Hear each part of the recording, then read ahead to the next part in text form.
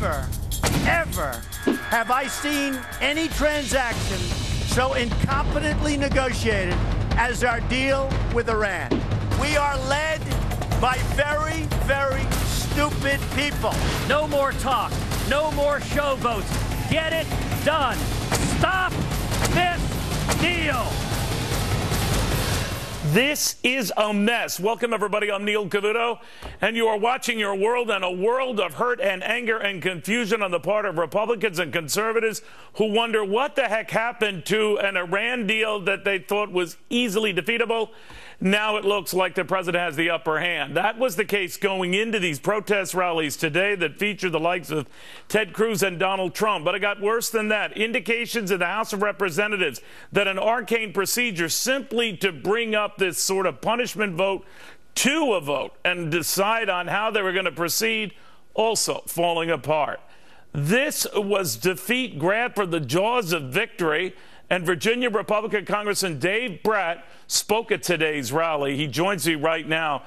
Congressman, you really wowed the crowd when you really specified a specific group you were angry at. I want to go to that before we chat. Your reaction to what you just said and the reaction you got from earlier today.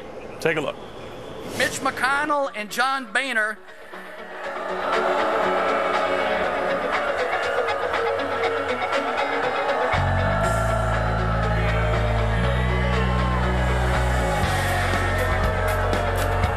Now, we added the music for dramatic effect, and I think it worked. But anyway, Congressman, obviously the wrath was focused on the House and Senate leadership that gave the president the room he needed to obviously get to this point where, you could have an overwhelming no vote for this thing, but as long as it doesn't hit 2/3, he's got a deal, and so does Iran. And that ticked you off, didn't it?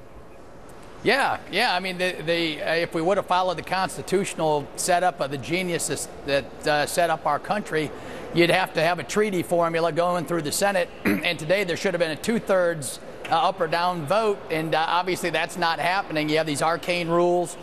You've got, again, President Obama doing executive overreach. I came in exactly a year ago on the unconstitutional amnesty. Leadership on my side said we're going to fight it tooth and nail. And we're still funding it in this year's budget authority as well.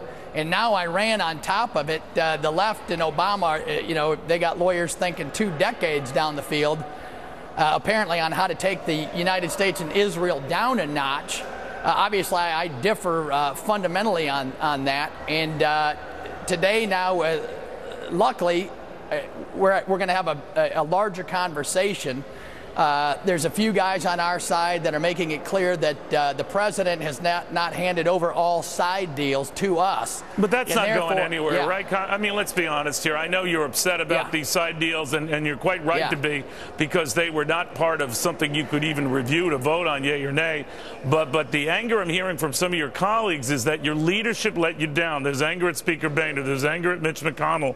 Is that anger real? Do you want to, go after the speaker, drop him? What? Well, I think that's what you have happening today. Today in conference, we had a spirited exchange going back and forth on the best way forward. And, you had a spirited exchange with the speaker. He met with members, and they let it be known they were upset, right? Yeah, on a whole range of issues. And number one is you got a major vote on the day we come back, and then to have an Iran vote on this week on 9/11. I mean, the symbolism is just awful, and it's not the symbolism that I'm talking about, but we just don't have our ducks in a row in the first place. And actually, I wasn't trivializing the issue I brought up on having the full information. There's some smart guys in our conference that are putting some procedural hurdles in front of us moving forward, and there's some other thinkers that are saying are going forward on this vote could actually solidify, even if it's a no vote. Right. You have a no vote that is giving some substance to the idea that this executive order has some legs to it. Right? Oh, so no, I don't dismiss the earnestness of what you're trying to do and or lack of respect for what you're trying to do. I guess what I'm stepping back from is, do you know how this was crafted in the first place, that you were essentially voting on a treaty that wasn't called a treaty, that gave you enormous wiggle room to define it differently, or the president defined it differently, whereby, you know, it would take a leap, 2/3 of the House and the Senate to reject this thing, with even the possibility then of an override of a presidential veto. Now the irony, as you pointed out before, Congressman, is that the House and the Senate will overwhelmingly reject this deal with Iran. Nevertheless, it will be approved. That's weird. Yeah, well, back when, and you hit it, and so everyone thought, of course, all of our objections, you know, it's an open process. I voted against the Corker-Cardin thing. But a lot of people said, hey, it's better to be involved than not involved. Right. But the stipulation there was, the architecture of the deal was, all of President Obama needed was 1/3 of either house to go along with him, only 1/3.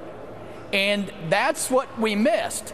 And so what we would like to have included along the way, you just have a few Democrats, Schumer, et cetera, that are stepping up. And it is incredible to me and to some of us that there hasn't been more pressure brought to bear on the Democrats on this. Well, Donald Trump did bring attention to it, but I'm wondering if it's too little too late, and no matter his, you know, talent for bringing press, that it is after the fact. What do you think? Yeah, no, I don't think it is too late. A lot of these issues, you know, it's back to school. I got kids. You know, the average family's worried about running their lives. Not everybody's into the intricacies of these deals. I hope they will be, though, now. Now they see what is at stake, and I didn't mention the fundamentals, but a legal pathway to a nuclear bomb, ICBMs in 8 or 10 years, $150 billion right up front in sanctions relief, to the world's leading state sponsor of terror, $500 billion, $500 billion over the next decade. I mean, that's eye-popping to the bad guys. And the biggest piece, I'm an economist, their economy was shrinking at 15%. They were on their knees begging us for help. And how we lose a deal and how they gain the entire leverage and we have no leverage now is, I mean, Trump makes the point pretty well. It's incredible how we made such a bad deal. As he said, the art of the deal, and this is neither artful nor a deal. Congressman, thank you very much. Now, this was falling apart before the congressman even approached the microphone outdoors today, and that god-awful heat they've been experiencing in Washington, or Donald Trump, or for that matter, Senator Ted Cruz, to Fox senior Capitol Hill producer Chad Pergram, who was monitoring this sort of tick by tick on Fox Business earlier today, about a separate procedural issue that was falling apart in the House. What happened, Chad? You have to have what they call a rule before you bring a bill to the House floor in most cases. That basically tells you how you're going to play football today. How long is the field going to be? How many downs? So they have to approve that before almost every piece of legislation. They didn't have the votes for the rule. You can't pass the rule. You can't bring up the bill. In other words, this was a bill to disapprove, to reject this Iran deal, and they were never even going to get there because they didn't have the votes. House Speaker John Boehner and the Republicans can only lose 28 on their side of the aisle, and apparently they didn't have it. So as we speak right now, they are in a meeting in the basement of the Capitol. House Republicans are meeting with the leadership. We believe that they are going to try a three-pronged approach here, which rather than to reject this Iran deal, they would approve it. Now, obviously, that's going to fail in the House of Representatives.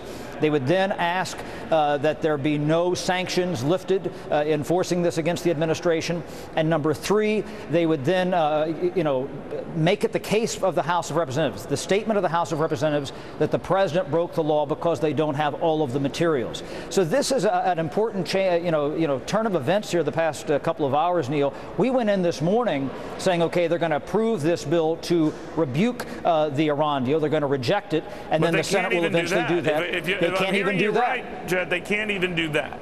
So they Right. can't even protest in a unified way on this, which is Right, weird. and so right now the House and Senate are out of sync. The Senate, for the moment, is proceeding with this resolution to disapprove of the deal. So what this means at the end of the day, there is never a piece of paper, never a piece of legislation that is sent to the White House for President Obama to veto, and then they come back and they try to override the veto. That gig is up right now. This is all, you know, that ship has sailed. So we're on to another pathway, and had Congress not moved at all, well, that means this just goes by willy-nilly. The agreement between the president and Iran and the other countries is approved, and Congress has zero say. And they have to do that by the 17th, the middle of next week. Well, the time is a waste, and I think a certain pontiff is coming to town and all that. Holy cow. Well, more significantly, they have the Jewish holidays early next week, Rosh Hashanah, so they probably won't be in session. This is a real crunch here, and the House of Representatives has basically burned a day here without touching this at all. They're not going to. This is de facto without even the sound or even thump of a vote, which is weird. Chad, thank you very much, my friend. You've been a big help today sorting all this out. He knows the labyrinth of that crazy kitchen they call Congress. The bottom line is, though, only 1 out of 5 Americans even like this deal. But yet, when it pops up as an issue in the campaign, it is not in the top 5 issues of concern. So it gets back to this idea that Republicans who have been trying to force a vote on this issue to sort of target those Democrats who have voted for this, have them on record. Look, your congressman, your senator voted for this god-awful deal. It might not even get to that point, but the idea was that it would be so politically unsavory that they would rue the day and suffer in the polls. To Sarah Westwood on the political fallout from all of this. Sarah, I don't even know, A, if we'll even get to that point, but more to the point whether this registers yet. What do you think? Well, like you said, only 21% of Americans even support this deal. It's very unpopular. Only 6% of Republicans support the deal. So GOP candidates, they know their constituents well. They know that this deal is very unpopular. It's why you see Donald Trump and Ted Cruz out there hammering home their opposition to the deal and making clear that as Republicans, they would dismantle it on day one. That's something that a lot of Republican voters do want to hear. All right, bottom line, I mean, to be Jeb Bush today and try to explain your simpler tax code, he went from 7 rates to 3 and lowering corporate tax on the legs, something we'll touch on a little later. He got lost in the sauce on the anger on the right over this issue. But will it dissipate? Or is the party now in its open wounds exposed for all to see?